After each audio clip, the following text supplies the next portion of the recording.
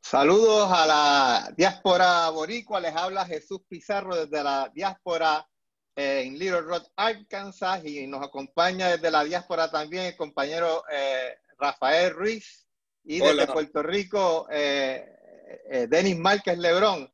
Denis, ¿cómo te encuentras hoy? Saludos, Jesús, o Chu, como siempre, por muchos años, hace años que nos conocemos, a Rafael Ruiz. Rafa también. Me alegra y me emociona estar con ustedes por estos medios. Quisiera, por múltiples razones, primero por el aprecio que le tengo a los dos, poderlos abrazar y estar con ustedes, pero esto es un método donde nos vemos, vamos a compartir un rato. Y saludo a toda la gente que ya sé que nos está viendo. Excelente, excelente. ¿Cómo estás, Rafa? Pues muy bien, acá con un calor medio bayamonesco, ¿verdad? Estamos en la latitud 40, pero acá se mete el calor de vez en cuando y hoy se siente como si estuviéramos en mi casa de mi niñez en Bayamón, con calorcito, pero bien contento de estar aquí y de ver a Denis. Hacía un montón de tiempo que no podía compartir con él y esto es una tremenda oportunidad para hacerlo. Qué bueno. Así es, así es. Yo conozco a Rafa desde que le decía a Rafa que lo conozco desde que desde que no tenía barba. Exacto. Bueno, y no tenía barba con canas, al igual que yo. Exacto, exactamente. Gracias, Denis, por esa cuestión. Bueno, y nos incluye a los dos.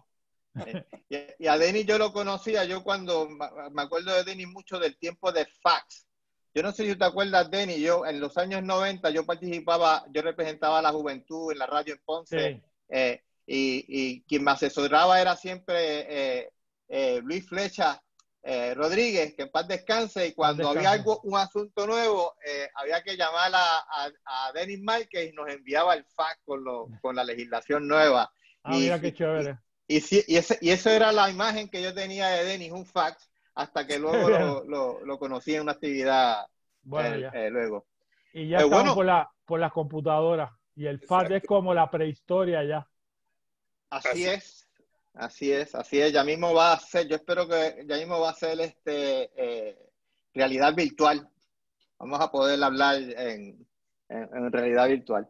Bueno, y hoy un tema muy importante es derechos humanos y derechos civiles en Puerto Rico desde una perspectiva desde la diáspora boricua, y queríamos en el día de hoy, ¿verdad?, cubrir los fundamentos de lo que son derechos civiles y derechos humanos, la diferencia.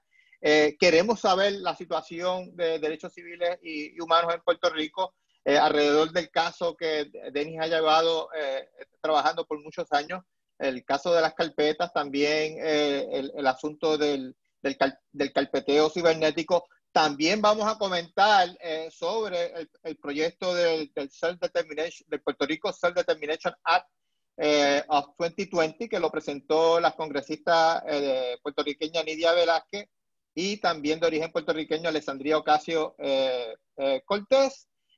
Y luego vamos a hablar de las propuestas del PIB para adelantar los derechos humanos, derechos civiles, y también vamos a ver cómo la diáspora puede contribuir para adelantar el desarrollo de los derechos humanos.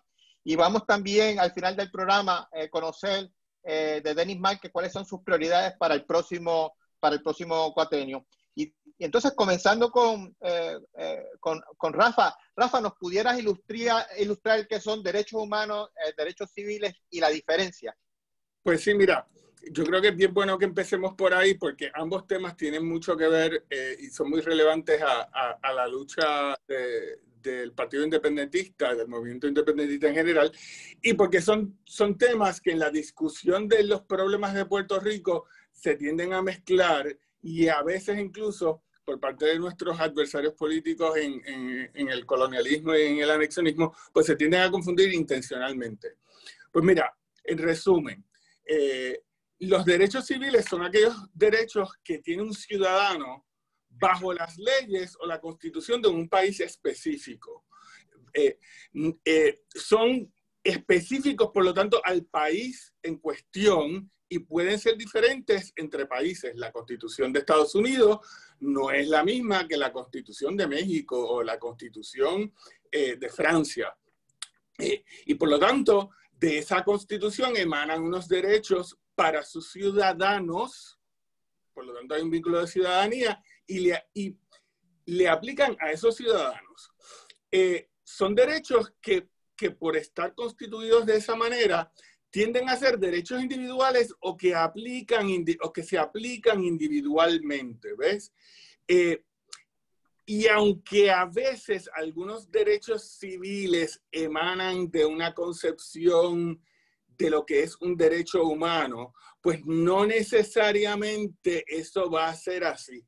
Y en general, a menos que medie un derecho humano en la situación, un derecho civil, por ser un derecho dado a ti mediante ese contrato social llamado la Constitución, pues tú pudieras de alguna manera cederlo total o parcialmente. Ejemplo rápido. El derecho a un juicio por jurado de tus pares en un juicio criminal. Mire, eso existe en Estados Unidos y en la Gran Bretaña. Esos no son conceptos de derechos civiles en otras jurisdicciones de democracias occidentales donde el juicio siempre es por un juez. Caso particular, el caso español, todos los juicios criminales son casos que se ven ante un juez. Y ese no es un derecho que, siendo civil, tiene una connotación de derechos humanos. Por ejemplo, como a manera de contraste, el derecho a no ser discriminado en el empleo por raza. Eso es un derecho civil que te puede otorgar una ley. La Ley de Derechos Civiles de Estados Unidos de 1964 estableció ese derecho. Pero ese derecho, si bien es civil, también existe y se reconoce como tal en función del reconocimiento de lo que es el derecho humano a no ser discriminado en función de raza. Por lo tanto, hay algunos casos que cuando hablamos de derechos civiles y humanos, estamos hablando, tenemos que mirar la situación desde la perspectiva de si el derecho emana estrictamente del sistema político, social que se tiene, o emana de una concepción más amplia de lo que son los derechos de las personas. Y eso me lleva al tema de los derechos humanos. Los derechos humanos no dependen de la ciudadanía del país que la otorga, porque un país no otorga un derecho humano. Un derecho humano se tiene por tu condición de ser humano. Por lo tanto, es un derecho que le aplica a todos los seres humanos, independientemente de dónde estén y del sistema político donde viven. Y porque vienen de tu condición de ser humano, no son una concesión del Estado. No son derechos que son enajenables, que son cedibles. Ejemplo. El derecho del individuo a no ser privado de la libertad mediante la esclavitud. Eso es un derecho humano que ya se reconoce. Y apunto, el reconocimiento de los derechos humanos, contrario a lo que pasa en los derechos civiles, que tú apruebas una ley y creas un derecho civil, los derechos humanos y su reconocimiento es mucho más lento, es un proceso donde empieza quizás como una concepción moral, como una concepción ética, pero eventualmente cuando hay un consenso, ¿verdad?, entre las naciones de que ciertos derechos deben ser reconocidos como tal humanos, tienden a parar en convenciones y tratados internacionales que lo convierten entonces en fuente de derecho positivo para los gobiernos del mundo. El derecho a vivir libre de esclavitud es uno de esos. Y eso es un derecho individual. También hay derechos colectivos. Y un derecho humano colectivo es el derecho de las naciones a no ser sometidas a gobernanza colonial por otro pueblo. Aplicado todo eso que acabo de decir a Puerto Rico, a lo que voy es que el movimiento independentista puertorriqueño es un movimiento político de derechos humanos. Porque exacto, lo que pretende el movimiento independentista es denunciar la presencia y el ejercicio del poder por parte de Estados Unidos en Puerto Rico como el crimen que es. como el crimen no moral, el crimen legal, porque es ilegal bajo el derecho internacional que Estados Unidos está haciendo lo que está haciendo. Y un movimiento para exigir y reivindicar el derecho humano de los puertorriqueños como colectivo a vivir libres de ese colonialismo que conlleva la exigencia a los Estados Unidos de que pague, de que asuma su responsabilidad de descolonizar y de indemnizar a Puerto Rico por el daño hecho por el crimen que ha estado cometiendo por 100 años. Número uno. Número dos, eso significa, en términos prácticos, que las posiciones de algunos de nuestros adversarios no tienen ni pie ni cabeza. La posición tradicional del Partido Popular, histórica de los Estados Unidos, de que usted puede pactar ser una colonia, eso no tiene fundamento en derecho y es contrario al ejercicio de los derechos humanos. Tú no puedes pactar ser esclavo y los pueblos no pueden pactar ser colonia. ¿Ves? Por lo tanto, cualquier proceso de descolonización, y sé que vamos a hablar de eso más adelante, tiene que estar pactado y tiene que estar diseñado para descolonizar. No puede estar diseñado para hacerle modificaciones a un régimen colonial que fundamentalmente no cambie. Y tercero, aquellos otros de nuestros adversarios que te dicen, bueno, pues sí, es verdad, somos una colonia, pero las cosas están malas, hay que esperar que la economía mejore, hay que esperar que construir el puente que tumbó María, y lo dejamos para después, en lo que se pagan los bonos. Esa posición tampoco es aceptable porque los derechos humanos no son derechos subordinados a ese tipo de circunstancias. Así que cuando el almirante Brown, ¿verdad?, el gobernador que tenemos ahora, de facto, dice no, porque es que queremos hacer esto. Mire, señor almirante, es que usted no tiene derecho a estar aquí. Usted puede tener las mejores intenciones que tenga, que no las tiene, pero vamos a asumir que las tiene. Aunque las tenga, usted tiene que salirse de ahí. Después que usted se salga, podemos hablar de cómo usted nos va a ayudar. Pero usted no se puede quedar aquí bajo el argumento de que nos está ayudando, porque usted no puede estar aquí. Y cuarto, bien, que yo creo que es el más importante, la estadidad ni es un derecho civil, ni es un derecho humano. No es un derecho civil, porque la Constitución de los Estados Unidos no provee el derecho para ser Estado. La Constitución de los Estados Unidos le da derechos a los ciudadanos dependiendo de si viven o no en un Estado. Le da derechos políticos a los ciudadanos en función de vivir o no vivir en un Estado y reconoce que los Estados Unidos es un cuerpo político que puede estar compuesto por estados y puede tener colonias. Por lo tanto, no hay un derecho así. Cuando los estadistas se paran y dicen, no, porque nuestros derechos civiles como ciudadanos americanos, mire, no, el derecho civil de usted como ciudadano americano es el derecho a coger un avión e irse a uno de los 50 estados. Porque como ciudadano americano, usted tiene un derecho a viajar. Y si usted quiere ejercer un derecho político en un estado, pues usted tiene el derecho político a montarse en el avión, irse a vivir en ese estado y votar y ser muy feliz allá. Ese es el derecho civil que tienen los estadistas, pero no tienen derecho civil a la estadidad, razón por la cual han fracasado siempre con ese tipo de argumentos.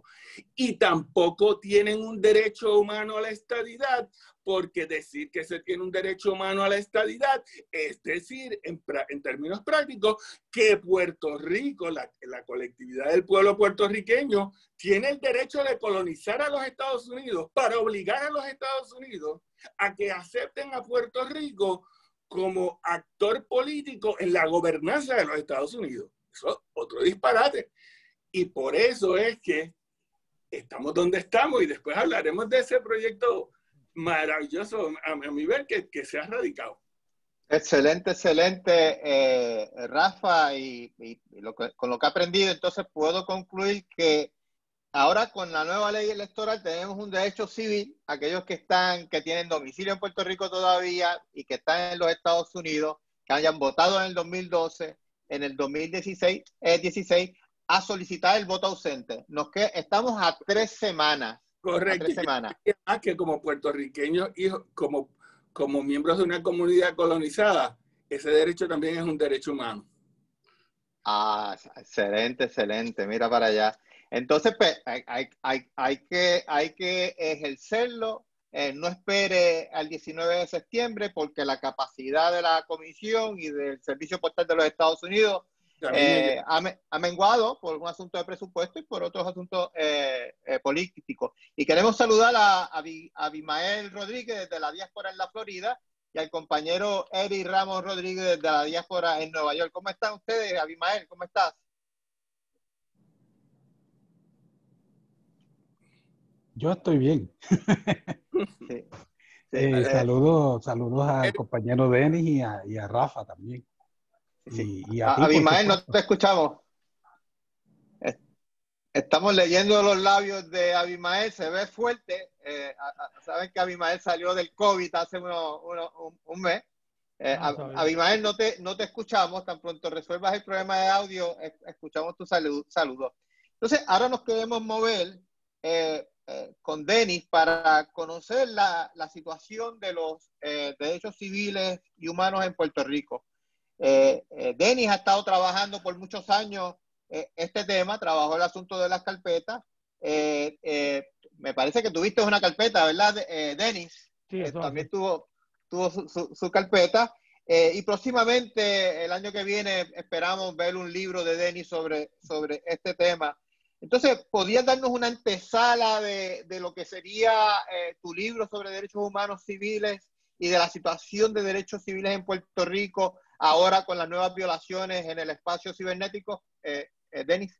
Claro, nada, primero que nada, un gran saludo a Eric, que está ahí con nosotros desde Nueva York, y ahí también a Avi, desde la Florida. Estamos aquí, yo creo que cubriendo la geografía de los Estados Unidos, porque estamos en todas las áreas. Y nada, Eric, que siempre dando esa batalla allá en el Comité del PIB de Nueva York, y Avi, recordando siempre que Avi estuvo junto a mí en ese primer experimento de campaña en el 2012, que marcamos la ruta para luego salir electo en el 2016. Junto a Avi estuve recorriendo la isla y fue un gran apoyo y me alegra mucho verlo y que esté compartiendo con nosotros. Yo quiero comenzar un poco para introducir este tema de los derechos humanos y civiles en Puerto Rico, tomarlo donde lo dejó Rafa, ¿no? Ese derecho humano fundamental que tenemos, que tiene la nación puertorriqueña, ¿no? Que tiene como país Puerto Rico, de su derecho a la independencia, a la libre determinación y la independencia, que es un derecho de los pueblos, que como señaló Rafa, que es inherente como colectivo a que una nación tenga el derecho a ejercer su soberanía y a mandarse en su propio territorio, ¿no? Sin la intervención de un ente extranjero que imponga su poder. Y eso, como también señalaba Rafa, con el desarrollo de la historia se va recogiendo esos derechos humanos por organismos internacionales. Por eso es que las Naciones Unidas reconoce ese derecho a la autodeterminación y la independencia de Puerto Rico y de los otros pueblos, que ha sido así la trayectoria en sus diversas convenciones, en sus diversas expresiones, ese derecho. Y esos derechos humanos, esos derechos fundamentales, hay una infinidad de derechos humanos que hay que seguir dando la batalla. Yo este cuatrenio, y brevemente antes de entrar al asunto de las carpetas y la persecución política, estuve trabajando intensamente con el derecho humano a la salud, el derecho de la sociedad. Rafa hablaba del derecho a la vida ahorita, vinculado con el derecho a la salud, que se ha reconocido mundialmente como un derecho humano, como un derecho de los pueblos a que la salud, y fundamentalmente no se convierta, como se ha convertido en Puerto Rico, en un negocio, ¿no? Que es como derecho humano que se les reconozca a las personas, y ese es un enfoque del programa de gobierno del Partido Independentista Puertorriqueño del 2016 y del 2020, que está a horas de ser comenzado a publicarse, y otros temas de derechos humanos. Yo recientemente, mirando lo que hacía la Organización Mundial de la Salud, empecé a trabajar con reclamos sobre el tema de la vacunación por la pandemia, que se vea el proceso de vacunación como también un derecho humano, porque si no va, como todo aparenta, va a ser un control económico. y me estoy adelantando, Chu, pero lo hablamos al final, pero también estoy comenzando a trabajar con miras al próximo cuatrenio, el derecho de acceso, el derecho al agua como un derecho humano en las sociedades, y lo podemos hablar más adelante. Como señalaba Jesús, yo llevo muchísimos años trabajando el asunto de los derechos humanos, de los derechos civiles en Puerto Rico, particularmente el tema de la persecución política que se tiene que enmarcar, violación de derechos humanos, que se tiene que enmarcar en el derecho de los pueblos de Puerto Rico a su independencia. ¿A qué me refiero? La persecución política en Puerto Rico, el carpeteo en Puerto Rico, y aquellos que nos están escuchando que por primera vez oyen la palabra carpeteo que se usa comúnmente, es porque miles de personas en Puerto Rico, en la División de Inteligencia de la Policía de Puerto Rico, se les abrió un expediente, se les abrió una carpeta, y por eso se habla de carpeteo y de encarpetados. Pero no es otra cosa que fichar a la gente, identificar a la gente, abrirle un expediente a miles de personas por el hecho de abogar por la libertad de su pueblo, por ejercer el derecho humano a la libertad y a la libre determinación. Y que esa persecución política, la tesis que yo he planteado es que no es un asunto, y me parece, por eso es que lo uno inmediatamente con lo de Rafa, no es meramente un asunto de violación de derechos civiles, porque claro, el perseguir a una persona violenta los derechos civiles que están en la Constitución de Puerto Rico: libertad de asociación, libertad de expresión, libertad política, libertad religiosa. Y los tribunales de Puerto Rico, en sus opiniones sobre este tema, así lo han reconocido. Pero es la violación al derecho humano de exigir la libertad de su país. A la gente los fichaban, los identificaban por el hecho de ejercer eso. Y como había o existe un poder en Puerto Rico, y todo esto se da en el contexto de la Guerra Fría, un deseo inherente, un poder inherente al gobierno de los Estados Unidos de no conceder la libertad o de no aceptar la libertad de Puerto Rico. Por lo tanto, uno de los métodos para que la gente rechazara el ejercicio de ese derecho humano es la criminalización del independentismo. Por eso es que yo siempre he planteado, cuando me plantean de que esto es un asunto de derechos civiles, que es un asunto de derechos humanos y es un asunto de la criminalización del ejercicio del derecho a la autodeterminación y de la independencia de Puerto Rico. Es decir, que el conglomerado de personas que componen el independentismo en Puerto Rico, hay que criminalizar su ideología, hay que criminalizar su pensamiento frente al resto de la sociedad, para que de esa forma la sociedad rechace, y eso es puro colonialismo, el ejercicio de su propia libertad, de llevar a cabo su libertad y mantenerse en el colonialismo. Tan es así, y un breve ejemplo, cuando María Lourdes fue senadora en el cuatrenio anterior, y que lo va a hacer en el próximo cuatrenio nuevamente, María Lourdes se reunió con el monitor de la policía, bajo el pleito que tienen contra la policía de Puerto Rico. Y María Lourdes me invitó a que estuviera, y él hablaba de que había que reformar la policía para que respetara los derechos civiles. Y yo le dije, lo que hay que reformar es la ideología del Estado, la ideología de la policía, la estructura mental de la criminalización del independentismo en Puerto Rico, para transformar la policía.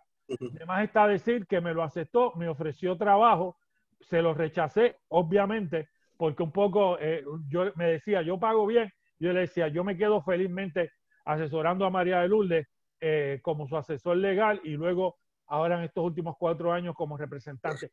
Y a mí me parece que ese es el marco introductorio importante de lo que es el asunto de la persecución política en Puerto Rico. Y no sé si estoy hablando mucho, pero si les puedo explicarles, si Jesús lo entiende así, de qué se trató ese esquema en Puerto Rico. Correcto. Sí, sí, y también el carpeteo cibernético que ha ocurrido en los últimos años. Y eso hay que enmarcarlo en dos vías. Con el inicio de la pandemia, yo retomé, yo llevo desde 1997 del siglo pasado trabajando el tema de las carpetas cuando asumí la responsabilidad del caso de las carpetas del Partido Independentista Puertorriqueño junto al que fue mi socio por 20 años, el licenciado José Torres Valentín, mejor conocido por todo el mundo por Segar, que sigue, ya no somos socios, pero somos hermanos porque tuvimos toda una vida trabajando mucho y dando y siendo los abogados del Partido Independentista Puertorriqueño en múltiples pleitos. Y además Segar ha sido candidato y un montón de cosas, ¿no?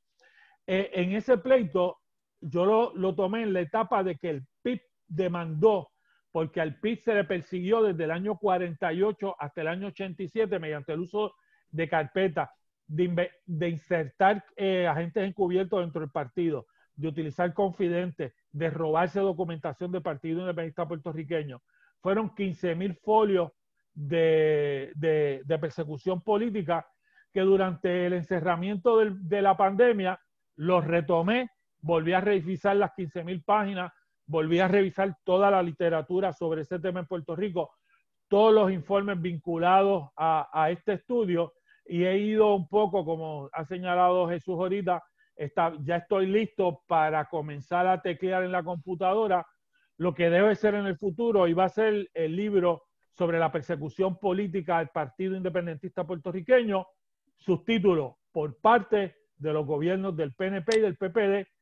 Ese es el enfoque del libro. Hay una tesis doctoral de Elma Beatriz Rosado sobre la persecución política del FBI al independentismo, al Partido Independentista Puertorriqueño. El enfoque mío sería el uso de Puerto Rico, que comenzó en 1899 del siglo XIX, y luego con la policía insular, luego con la División de Seguridad Interna de la Policía, que se convirtió en la División de Inteligencia de la Policía de Puerto Rico, y que estuvieron carpeteando hasta que por una batalla que dio el Partido Independentista Puertorriqueño, el Instituto de Derechos Civiles y abogados en su carácter particular, el entonces representante David Noriega del Partido Independentista Puertorriqueño, se ordenó la entrega de las carpetas y luego vino la etapa de las demandas, donde el 23 de septiembre del 2009, perdóname, corrijo, el 20 de octubre del 2009, el Tribunal de Primera Instancia de San Juan emitió una sentencia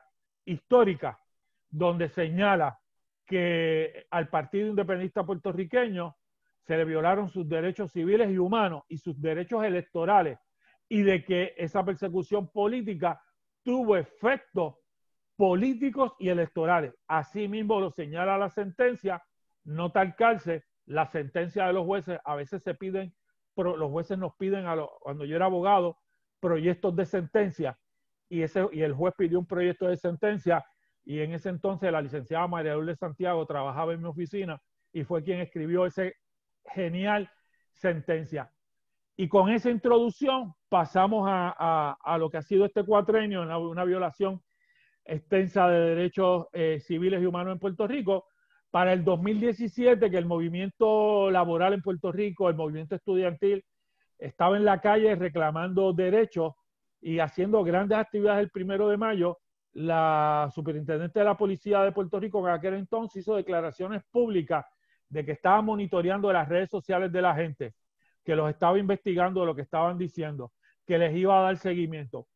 A raíz de eso, yo redacté una querella ante la Comisión de Derechos Civiles de Puerto Rico, a la cual se unió el compañero Juan Dalmau, en conjunto la radicamos.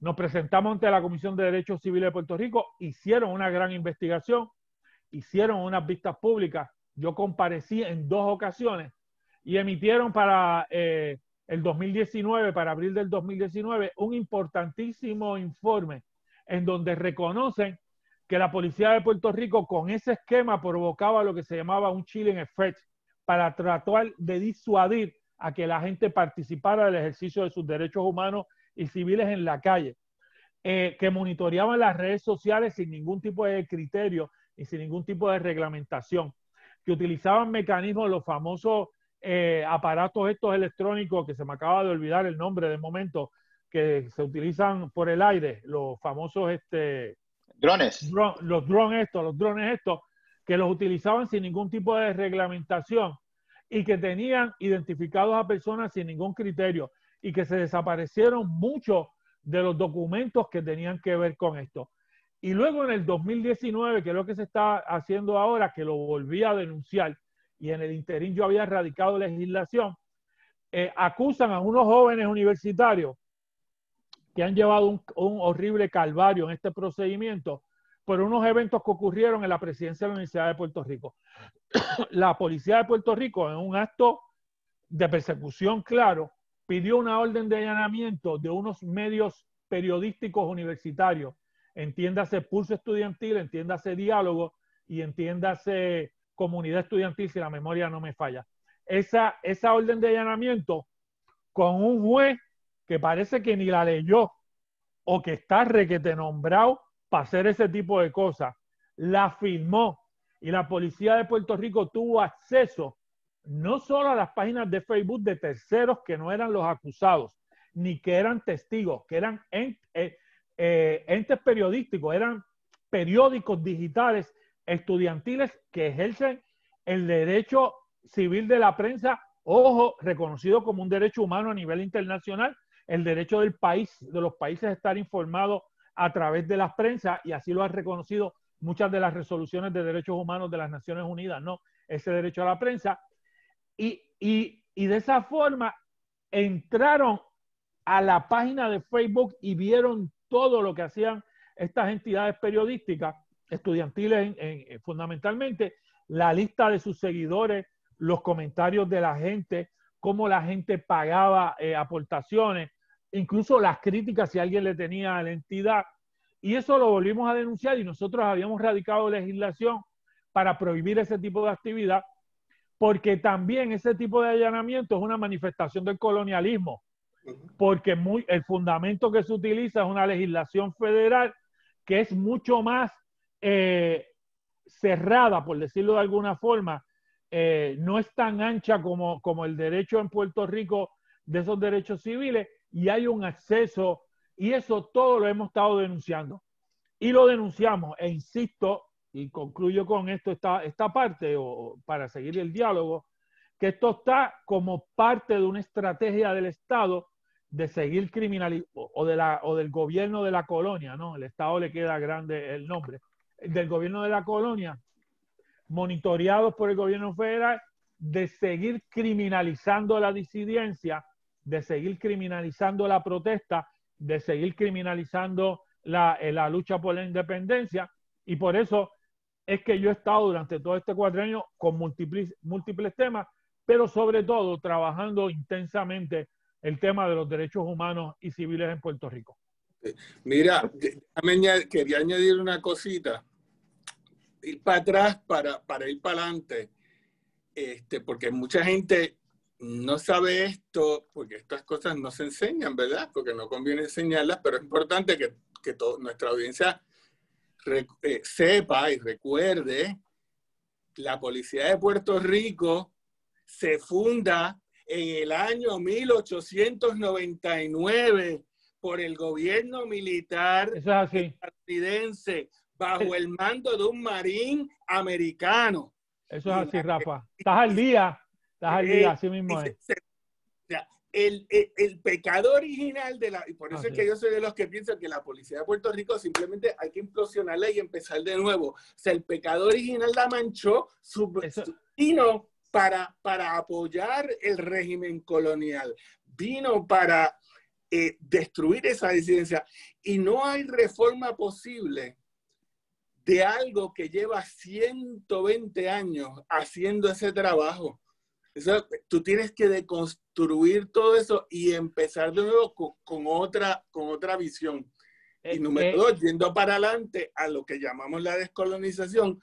Por eso es que los independentistas insistimos en que no es suficiente que se vayan, es que tienen que pagar indemnización, porque todo ese proceso es un proceso ilegal, violatorio de derechos humanos, que causa daño económico y moral a las personas, y ellos tienen una obligación bajo el derecho internacional de responsabilizarse. Por eso cuando al independentista le dice por ahí, no, pero ¿por qué tú te crees que te van a dar? No, es que yo no le estoy pidiendo que me estén dando nada, es que yo le estoy reclamando aquello que yo tengo derecho como víctima de esa conducta. 100% de acuerdo con lo que señala Rafa. Todas las investigaciones que yo he realizado y toda la literatura reconoce a sí mismo, pero es que es así, es un dato histórico, ¿no? 1899, el aparato naval, que es el que entra a Puerto Rico y se hace cargo de Puerto Rico, tiene su división de inteligencia naval presente, y cuando van a comenzar el proceso de salida, crean la policía insular, como señala Rafa, y por eso los rangos de la policía de Puerto Rico son rangos militares, porque utilizaron el mismo esquema. Y fueron creando, y en 1930, estamos hablando de 30 años después de la invasión, ya están los primeros policías que van a la academia del FBI. O sea, ya en el 30 van formando entonces el Escuadrón de Seguridad Interna, y en el 30, 40, ¿cuál era la mayor efervescencia en el 30 y el 40 en Puerto Rico? Don Pedro Albizu Campos y el nacionalismo puertorriqueño. Y esa persecución histórica que se le dio al nacionalismo puertorriqueño fue por esa policía insular, por dirigidos por el FBI, con gobernadores militares haciéndose pasar como gobernadores civiles, por jefes de la policía norteamericanos, y que luego ahí es que comienza el proceso de ataque brutal al nacionalismo puertorriqueño. Y luego aquí van aprendiendo, fueron alumnos, estos salvajes de la policía en ese sentido fueron alumnos aventajados, los de la división de inteligencia, y fueron creando todo ese esquema para la persecución en Puerto Rico. No nos olvidemos que en 1950 se arrestaron a más de 1,000 puertorriqueños, y entre ellos a la inmensa mayoría del liderato. Yo pensaría que aquí, de estar todos ustedes en Puerto Rico, que todos han estado viviendo aquí, siendo militantes y líderes intermedios del Partido Independentista Puertorriqueño, hubiesen sido los 4 arrestados en 1950, y eso estaba vinculado con la inscripción para la ley 600, y vinculado claramente con la revolución de Jayuya, más de 1,000. Y luego la década del 50, no nos olvidemos que el PIB es la segunda fuerza política de Puerto Rico en esa década, pero luego viene la cruenta persecución, que luego en la década del 60 se combinó con lo que se llamó COINTELPRO en Puerto Rico, y que el desarrollo de la división de inteligencia de la Policía de Puerto Rico es una cosa brutal. Mi lectura, que por eso esto cada día aumenta, en 2 etapas de mi vida, primero como abogado y ahora con una mirada hacia un libro, de los 15,000 folios del Partido Independentista Puertorriqueño, es mirar desde afuera, pero desde adentro como militante, esa historia de persecución, de cuando yo me leía un informe de un oficial de la División de Inteligencia de una reunión de Calley, y utilizo a Calley porque la gente encubierto de Calley era genial, y lo digo en el sentido de que el tipo todos los días enviaba, un salvaje, todos los días enviaba un memorando, insertados en las reuniones del comité de Calley de Caguas Buena, insertados en las reuniones de la juventud del PIB en la Universidad de Puerto Rico, y por eso era que yo tenía carpeta, ¿no? Pero nada, como dijo María de Lourdes cuando vimos uno de los casos de las carpetas, finalizando, y escribió un artículo en el periódico, dijo: nos persiguieron, le hicieron la vida imposible al independentismo, nos abrieron carpeta, pero una cosa no pudieron, era detener, destruir el anhelo de libertad de nosotros los independentistas, de tener un instrumento político que se llama el Movimiento de Liberación Nacional, y partido electoral que se llama el Partido Independentista Puertorriqueño, que sigue firme, estructurado y organizado en Puerto Rico y en los Estados Unidos, y que de esa forma seguimos luchando por el derecho humano a la libre determinación y a la independencia de Puerto Rico. Excelente, excelente. En este momento lo que quiero hacer es tomar algún comentario o preguntas de seguimiento de Eric y Abimael, y luego de eso queremos contestar algunas preguntas. Por ejemplo, tenemos a Jane Flores que quiere preguntar sobre los últimos acontecimientos, pero vamos primero con Eric. Eric, comentario o pregunta de seguimiento. Sí, saludos. Saludos, Denis, saludos, Eric.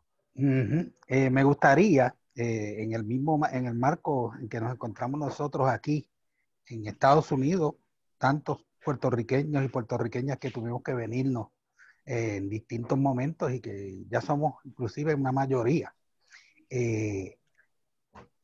Y pensando en la gente que en los años 40, en los años 50 vinieron aquí cuando el concepto de tener calefacción en su casa no existía. Gente que vino a pasar frío, a pasar hambre, viviendo entre ratas aquí en Estados Unidos. Simplemente me gustaría que hiciera un comentario en donde cómo aquilatar, y yendo a lo que planteó Rafa de la indemnización, cómo aquilatar todo esas violaciones, porque estos son violaciones a todos los seres humanos que han destruido sus familias, la han picado por la mitad y a veces es imposible retomar esos vínculos que se pierden. Yo creo que cuando Rafa hablaba de esa indemnización, yo también lo uno a un planteamiento que yo he hecho. Cuando tú miras Sudáfrica y el apartheid, cuando se triunfa en contra de eso, se levanta todo un proceso de saneamiento de la sociedad, todo un proceso de educación, todo un proceso de conciliación, todo un proceso de hacer llevar ese mensaje. Cuando uno mira la experiencia chilena, que es una de las más brutales de persecución política en Latinoamérica, y cuando uno mira la experiencia de Argentina, que yo he tenido la oportunidad de leer sobre esos temas, ¿no? Haciendo las grandes diferencias con Puerto Rico en términos de cómo se dan los procesos de represión, pero se dan unos procesos de saneamiento, de historia, procesos también de llevar a cabo procesos de que el país conozca. Usted no sabe, yo voy mucho a universidades cuando me invitan a dar una conferencia sobre ese tema. La inmensa mayoría de los estudiantes del siglo XXI no conocen del tema, porque como señalaba Rafa, eso no es parte de este proceso. Y discutir este tema, yo no lo miro desde una perspectiva de venganza, desde una perspectiva de ajustar cuentas en Puerto Rico, sino de parte de un proceso de reconstrucción, o como diría Rafa, de deconstrucción de la sociedad, de los aparatos gubernamentales, de los aparatos sociales, de los aparatos religiosos. El compañero presidente del PIB de Villalba, su tesis doctoral, que la publicó luego en un libro, es la persecución política al independentismo católico en Puerto Rico. Y yo tuve la oportunidad de presentar ese libro y recoge cómo esa institución. Recientemente, ya un año, también se publicó un libro sobre la persecución política al sector cultural, a los músicos en Puerto Rico. Tenemos el libro de Raúl Álzaga y los compañeros sobre la persecución y la represión a la diáspora cubana en Puerto Rico, a los que estaban viviendo aquí. O sea, que son temas y todavía nos quedan asuntos sin resolver ni hacer justicia. Casos de Carlos Muñiz Varela, el caso de Santiago Mari Pesquera. Recientemente se retomó el caso de Antonia Martínez y se hicieron unos reclamos ante el Departamento de Justicia. Todo eso es parte de ese proceso de que se tiene que dar en Puerto Rico, vinculado y enmarcado a la lucha por la independencia de Puerto Rico, a la obtención de la independencia y la soberanía para reconstruir el país económica, social, educativo, históricamente, porque se lo debemos al país. Y me parece que hay mucha gente que quiere conocer esto. Y yo cuando veo particularmente a gente joven escuchar este tema de una persona como yo, que lo ha trabajado muchísimo, y lo digo no dándome elogios, sino porque es un tema que me ha apasionado y es una contribución que he hecho o que quiero hacer y sigo haciendo a la lucha por la independencia de Puerto Rico, además de todas las que he tratado de hacer en diversas manifestaciones. Y yo creo que Eric ahí un poco me parece que es el camino a recorrer. No sé si Rafa quiere un poco añadir algo a lo que yo acabo de decir. Yo le añadiría que también ese proceso es importante para poder colonizador y para su gente, porque una Claro, claro, exacto.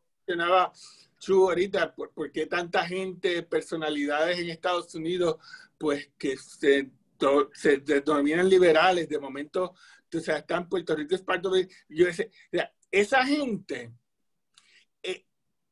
en la ignorancia que el sistema también les genera a ellos, reproducen los mismos discursos que han dañado y que tienen la relación entre el pueblo estadounidense y el pueblo puertorriqueño dañada. Y obviamente nosotros en la independencia queremos tener una buena relación. Tenemos a la mitad de la población nacional en Estados Unidos. Necesitamos tener una buena relación con los Estados Unidos. Pero para que eso sea posible, ellos también tienen que desaprender y tienen que conocer. Y de la misma manera en que hace falta estos procesos a nivel de Puerto Rico de Comisión de la Verdad o de Comisión de la Reconciliación, los Estados Unidos tienen que soltar toda su historia porque eso está ahí, está archivado, está guardado y se tiene que dar a público. Para que ellos entiendan lo que ellos hicieron, para que la relación pueda ser distinta de ahí en adelante. Porque si no, nosotros vamos a ir por un lado y ellos van a ir por el otro y esa relación no va a ser buena porque ellos van a seguir partiendo de las premisas, por ejemplo, la premisa de estos liberales, que es que, ¿verdad? Nosotros somos blancos y somos superiores, benditos estos pobres puertorriqueños, ¿verdad? Hay que aceptarlos porque nosotros somos liberales y vamos a convertir a Puerto Rico en un estado como quien piensa en el pueblo del niño, la asociación de adultos iniciados para gente incompetente, ¿verdad? Mira, brevemente, COINTELPRO, que no fue otra cosa que el método que utilizó el FBI en unión a la Policía de Puerto Rico de infiltrarse en el movimiento independentista puertorriqueño, mientras se hacía en Puerto Rico, se hacía dentro del movimiento negro de los Estados Unidos de la lucha de los derechos civiles y se hacía también contra las naciones indígenas.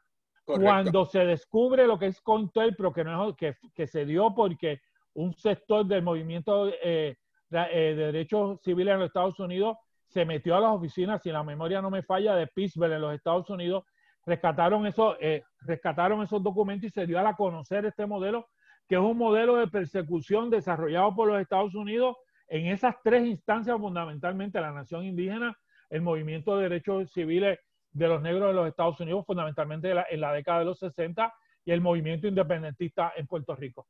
Excelente.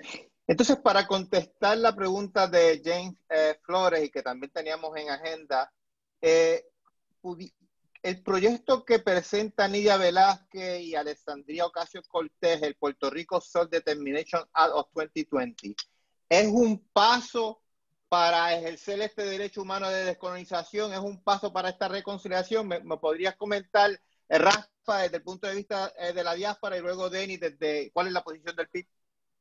Rafa.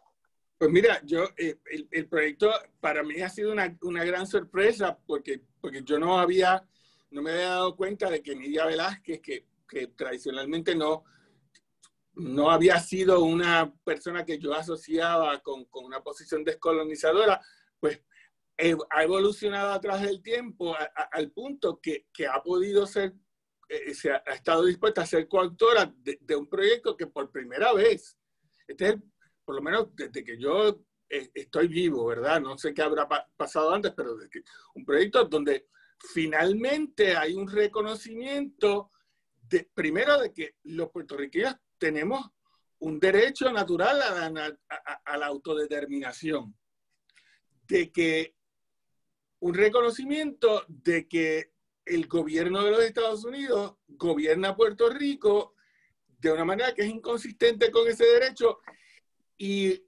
crea un sistema que posibilita que esa situación termine y que expresamente dispone que el propósito es que termine. El propósito no es reformar la Constitución de Leland, el propósito no es hacer la colonia mejorada, la colonia perfumada, la colonia 5G. No. El propósito es terminar la colonia a través del ejercicio de los puertorriqueños de su derecho a autodeterminación y que el pueblo de Puerto Rico pueda escoger un estatus no colonial, no territorial, que el Congreso, esto básicamente afecta más bien a la estadidad y a la libre asociación, que el Congreso esté dispuesto a aceptar. ¿Ves? Excelente. Y eso, yo no lo había visto, yo creo que es una gran noticia. Creo que es una gran noticia de que Alexandra Ocasio-Cortez, que también empezó su carrera con el mismo discurso de los liberales de, wow, o sea, Puerto Rico es parte de los United States. Ya eso, ese discurso, por el trabajo de mucha gente en la diáspora y también en Puerto Rico, incluyendo María de Lourdes, el grupo de mujeres, compañeras como Wilma Reverón, gente de la diáspora, la educaron para que ella entendiera de que el problema de Puerto Rico no es, por eso es que ella te dice, el problema de Washington DC de Puerto Rico no es el mismo. Sí, porque el problema de Washington es un problema de derechos civiles. El problema de Puerto Rico es un problema de derechos humanos fundamentado en el colonialismo. Por lo tanto, el proceso de solución es distinto. Excelente, excelente. Denis, ¿cuál es la posición del PIB? Yo creo que Rafa ha recogido muy bien. Esa es la posición del partido, de satisfacción con la erradicación de este proyecto. Claro está, hay que trabajarlo. Es un proyecto que hay unas áreas que hay que trabajar y que hay que seguir negociando en el proceso, pero es un gran punto de partida y un reconocimiento, como señaló Rafa, particularmente a la compañera María Lourdes Santiago, que tuvo reuniones en el ejercicio como vicepresidenta del partido y como la futura senadora del Partido Independentista Puertorriqueño, hizo un trabajo de diálogo y de conversaciones en los Estados Unidos con las congresistas. El proyecto parte de eliminar como alternativa el problema, que es lo que es el Estado Libre Asociado, hablando y expresando que tienen que ser alternativas no territoriales, no coloniales, y ahí es que luego habrá que trabajar el asunto de cómo se van a presentar. El proyecto habla de que las 3 alternativas se presentan y que luego va a haber una escogida. Bueno, eso es parte de ese proceso que se va a dar, pero es un importante punto de partida que va a dar que hablar próximo al próximo Congreso y que se va a estar discutiendo en los Estados Unidos.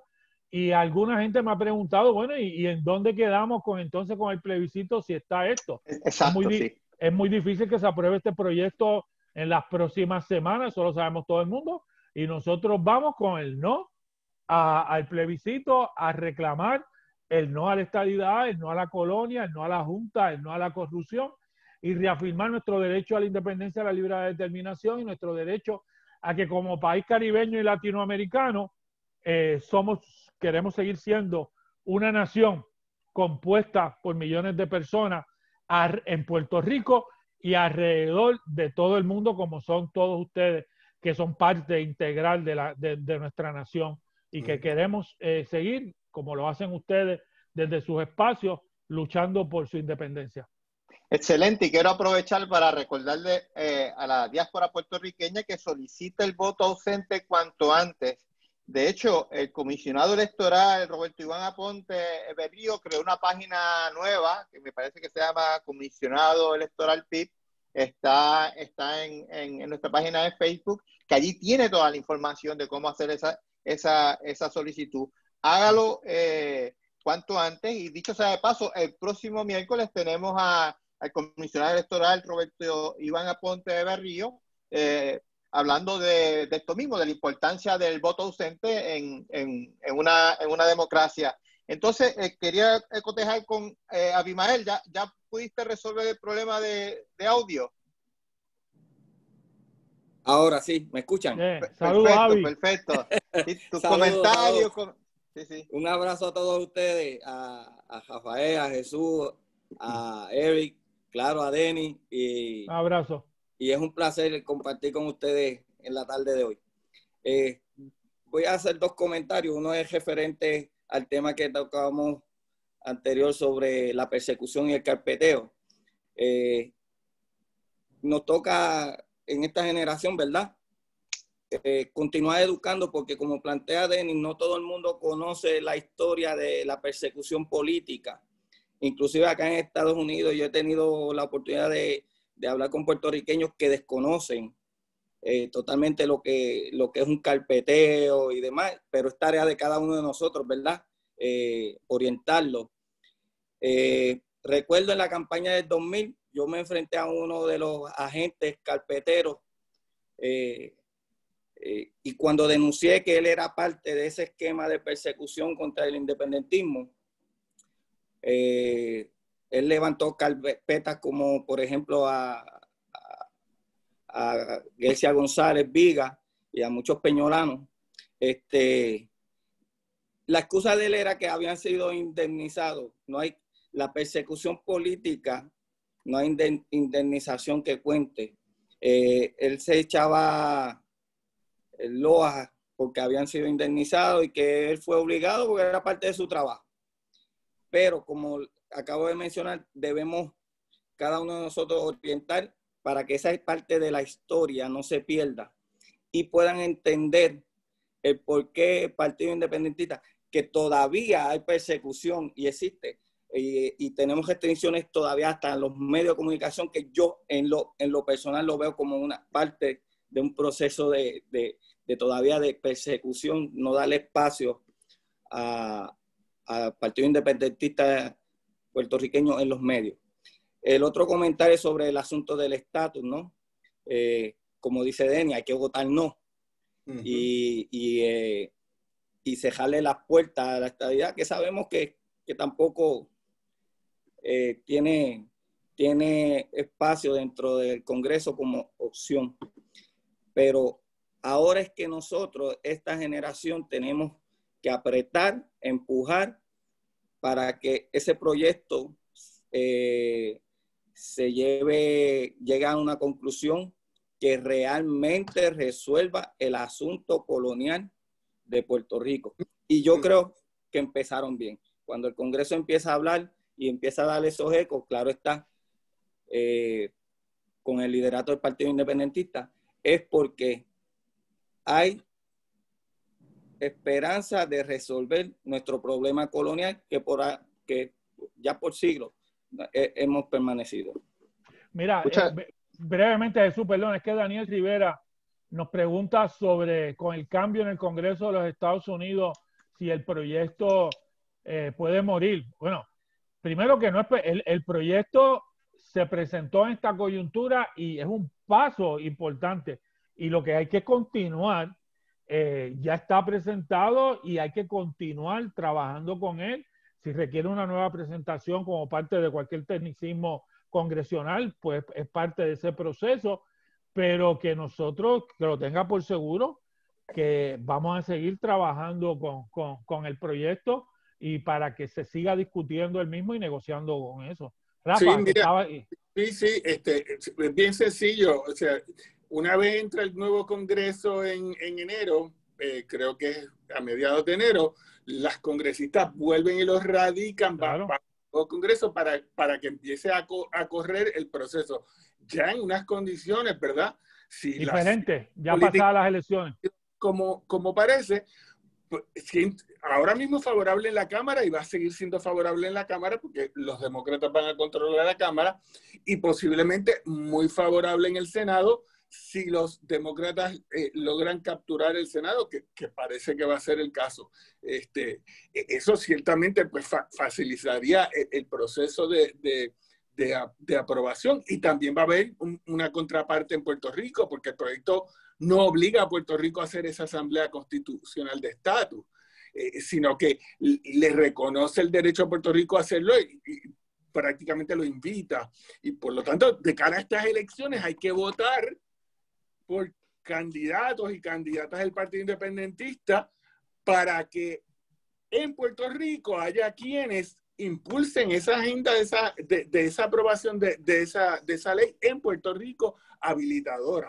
Exactamente. Es parte va a ser parte de ese proceso político con miras al 21. Uh-huh. Excelente. Entonces, para ir cerrando, Eri, me gustaría tus comentarios finales antes de escuchar las prioridades de Denis para el próximo cuatrenio? Eric. Sí, simplemente les vuelvo y les invito a mis hermanas y hermanos aquí en Estados Unidos a que tomen en serio en estas elecciones. Se está jugando un juego completamente distinto a procesos anteriores. Y si tenemos la oportunidad, sea por lo que sea, porque el PNP aprobó la ley electoral, Claro. vamos a ejercer nuestro derecho, vamos a votar por el PIB, porque definitivamente es el único proyecto que realmente implica un desafío. Así es que así los invito. Y igualmente, Sí. gracias a Denis. Sí. Abimael, ¿algún comentario final? Sí, recalcando lo que Eric acaba de plantear, es importante todos esos amigos, amigas, compañeros independentistas radicados en la diáspora. Si no ha hecho el proceso de solicitar el voto ausente, que todavía está a tiempo y que no lo deje para última hora, porque sabemos que, como mencionaron ahorita, la Comisión Estatal de Elecciones está limitada Y el correo de Estados Unidos. Y el correo correo está de igual forma. Sí. Rafa Ruiz, ¿algún comentario final para la audiencia? No, nada más recalcar, si tienes la oportunidad de inscribirte, estés en Puerto Rico o en Estados Unidos, porque nos ve gente de ambos lugares, hay que inscribirse, hay que votar, hay que moverse. El independentista tiene que estar en la calle, en las redes y en las urnas. En todos lados. Tenemos que estar dando la lucha en todos lados. Todas esas trincheras son importantes. Y para los que estamos en la diáspora, tenemos la asignación adicional, ya que estamos más cerca de los que gobiernan a la colonia, de mover el palo acá. Y yo sé que Eric, por ejemplo, lo hace a través de las organizaciones en que participa. Hay que mover el palo acá para generar la conciencia de parte del Congreso de que llegó la hora de descolonizar, que tienen que apoyar el proyecto de Velázquez Cortés y que tienen que ponerse para su número y acabar con el abuso que es el colonialismo en Puerto Rico. Y también pueden aportar económicamente a la cuenta de PayPal de Juan Dalmao Ramírez @gmail. También la campaña de Denis Márquez para representantes por acumulación tiene una cuenta de PayPal que se llama denispip2020 @gmail.com. María de Lourdes también está en nuestra página de Twitter y también en nuestra página de Facebook. Entonces, queríamos, para cerrar el programa, Denis, conocer, ya que lo más seguro vas a ser el representante por acumulación en un nuevo Puerto Rico, con un proyecto de descolonización que yo estoy muy entusiasmado. ¿Cuáles serían las prioridades para Denis Márquez como representante por acumulación en el próximo cuatrenio? Yo creo que enmarcado en eso que tú dices, Jesús, y enmarcado en la realidad de la quiebra económica y social del país, en la realidad de la pandemia que nos demostró el grave problema de la salud en Puerto Rico, de sus estructuras.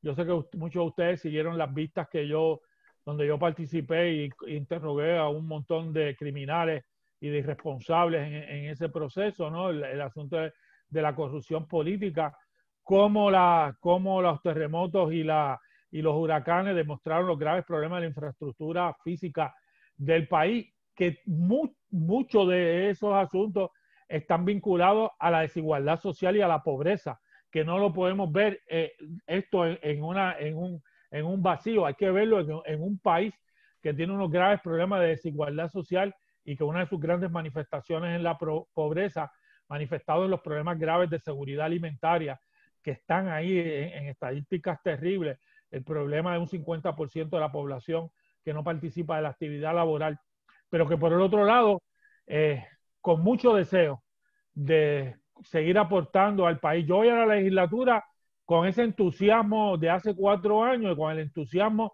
de retomar ese tema de la descolonización de Puerto Rico, con el enmarcado en todo esto que está pasando en estos días, en seguir fiscalizando y combatiendo junto a María de Lourdes y ojalá que todos los compañeros candidatos a representantes, 40 compañeros candidatos a representantes y 16 compañeras y compañeras candidatos al Senado que se han puesto a disposición del país y a seguir trabajando temas fundamentales e importantes para el país, de promover ese programa de gobierno de ese grandioso candidato a la gobernación que tenemos, que ha calado grandemente en Puerto Rico, que está planteando la construcción de una patria nueva, y todo ese entusiasmo que tenemos a pesar de todas las circunstancias que está viviendo el mundo entero y de que estamos con unas medidas muy particulares de protección social, las famosas 3 asuntos del uso de mascarilla, distanciamiento social y lavado de manos. Todos esos asuntos están ahí presentes, ¿no? Pero ese entusiasmo que se ve en la calle, que se ve en las redes, que se ve en el país completo, hay que volcarlos en votos. Hay que volcarlos votando por el Partido Independentista Puertorriqueño, votando por sus candidatos. Tenemos 78 candidatas alcaldesas y alcaldes en Puerto Rico que están dando grandes ejemplos. Yo tengo hoy puesta la camisa de Adrián González, candidato a alcalde de San Juan, que conoce San Juan de primera mano y que es un gran candidato. Y tenemos esa combinación de candidatos. Tenemos gente como, con orgullo de todos nosotros, como Edia Quiñones del Área, candidata a representante, pero tenemos a la compañera Yajaira Velázquez, candidata a representante en Manatí. Tenemos a los compañeros Andrés González y Adriana González de Radio Independencia, jóvenes candidatos al Senado. Tenemos unos candidatos a alcalde como Jesús Vélez, Ricardo Quiles, el compañero Antonio Prieto, el compañero Carlitos Márquez, el compañero Fortuño, la compañera Rosita de Guayanilla, junto con unos veteranos como Avi Colón, C.C. Jimmy Borrero y como otros series, José Víctor Madera y serie de candidatas también a la alcaldía, Julia Rita en San Germán. O sea que estamos con un gran grupo de candidatos y todas esas ideas de construcción de una patria nueva, de un derecho a la salud, de la preservación del medio ambiente, de reestructurar la economía y de construir una patria nueva. Ese es el enfoque del Partido Independentista. Los que no se han inscrito, inscríbanse, porque saca tu tarjeta para votar para construir esa patria nueva. A toda la gente que está en la diáspora, que también soliciten su voto ausente. Yo he llamado a muchas amistades en Nueva York, que sé que van a votar, a gente en Ohio, a gente en Texas, a gente, y cada vez que me acuerdo, en Barcelona, en Cataluña, también a una compañera que fue funcionaria de colegio en el 2016, pero ahora vive en Cataluña, ya está solicitando su voto ausente. O sea que eso es parte de la responsabilidad, pero también de un reclamo para la construcción de esa patria nueva. Excelente, excelente. Y solamente quedan 2 semanas para la inscripción, me parece, y 3 semanas para la solicitud del voto ausente. Entonces, Denis, estamos muy agradecidos de tu participación. Estamos muy agradecidos no tan solamente de tu trabajo como legislador, sino de tu trayectoria política. Estamos muy orgullosos de ti. Te apreciamos mucho, te deseamos mucho éxito. Y ese libro va a ser un instrumento para educar a la diáspora puertorriqueña. Claro que sí.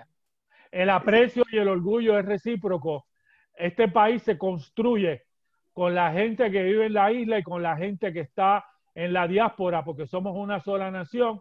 Y yo creo, como yo siempre he dicho, todo aquel que trabaja por Puerto Rico en la isla y todo aquel que trabaja y lucha desde la diáspora a Puerto Rico son importantes para adelantar ese proceso.